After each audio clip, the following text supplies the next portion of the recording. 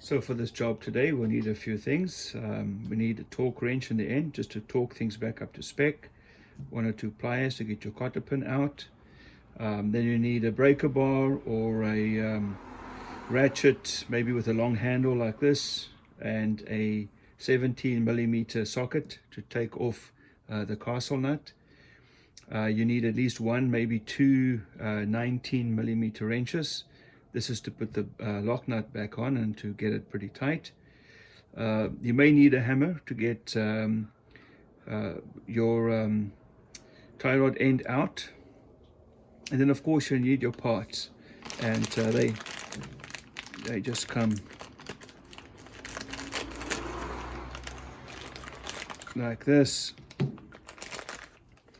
normally with a castle nut and with a new cotter pin that you will use. Sometimes they give you a new lock nut as well.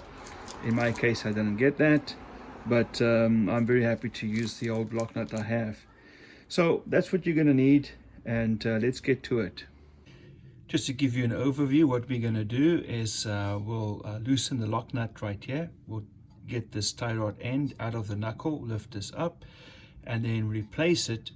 But we don't want to lose too much of our alignment, so we need the new tie rod end to be pretty much in the same position that this one is. One of the ways to make sure that you get this back in the same or similar position is to count the number of threads that you have from here until you get to the lock nut. And then at the end, once you've replaced the outer tie rod end, make sure you've got the same number of threads. And that means that this should be pretty much in the same position. It would still be good for you to get your alignment done though, but that'll make it pretty close, and it'll be drivable until you can get that done. Now the first thing that you want to do is to break the lock nut loose. As we said, that's a 19. You just give it a couple of whacks with your hammer.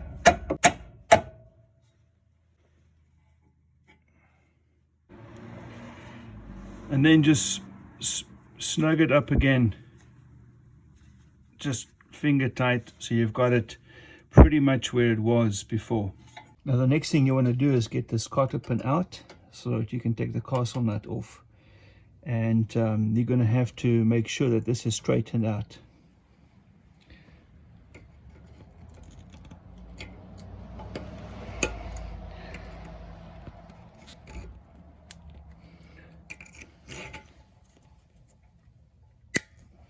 Once you've got this end straightened out, then you can hook it on this side and just start working it out.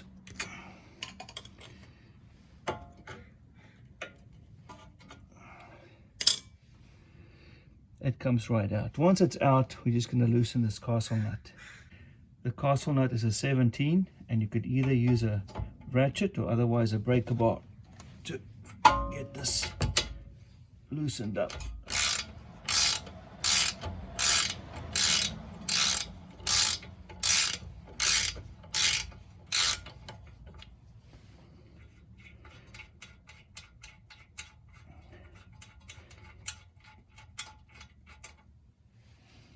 Once you've unscrewed your castle nut, you just turn it around and thread it back in.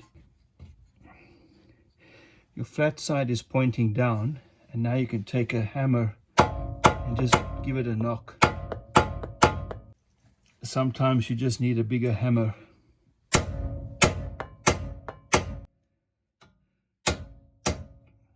you go. Just get that loose from the knuckle there, and then you can unscrew that again. So now I'm just going to use this vice grip to keep it stable, otherwise it is just rotating.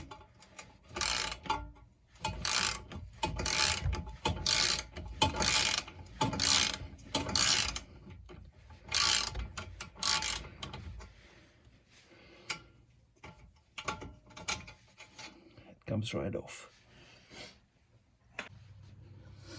So now you're just going to pull up here, and the next thing you want to do is just unscrew the front part from the inner tie rod, but you don't want to move that lock nut in any way. You're trying just to keep the same position right there. So try and keep that stable, and then just twist this off. It should come off by hand. If it doesn't, it has notches over here where you can use a 19mm wrench and just get that right off.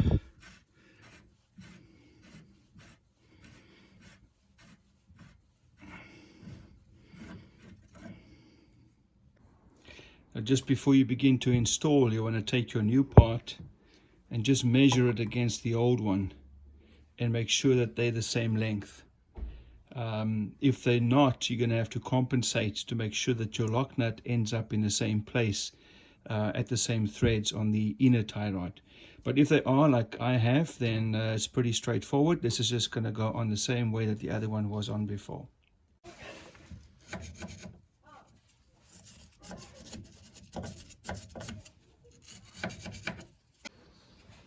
Now it's just a matter of taking your new part and just threading it in by hand.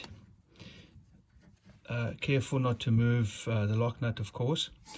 If you have a new lock nut and you have to keep this one, you can mark it with paint to make sure that as you take this one off, you can put the new lock nut in the same place.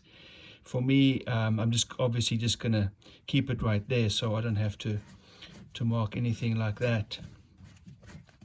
I do know though that I have a thread count of 13 going in, which I will double check at the end to make sure that I've still got that at the 13. So now you just take this just finger tight as you can, back it off slightly in this case because it was pointing in the wrong direction, and then we are going to tighten this up just to lock it up at the end. So once you've got this lined up, you're just going to press this down, take your castle nut, and by hand thread this in. So once you've got this in, now what you want to do is just torque your castle nut. In my case, it's 36 foot-pounds, and you just go right ahead. Now, it turns out that my new castle nut is a 19mm and the old one was a 17. So just be aware that there could be slight changes in the parts that you are getting to install.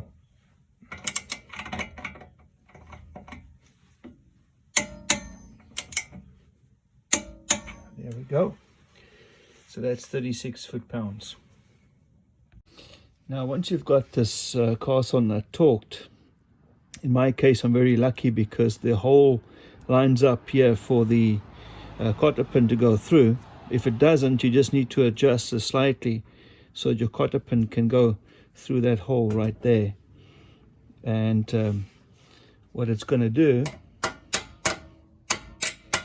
is it's going to prevent the castle nut from being undone, as you might get some vibration and stuff from on the road itself. Once you've got it in, then you want to make sure you bend those around.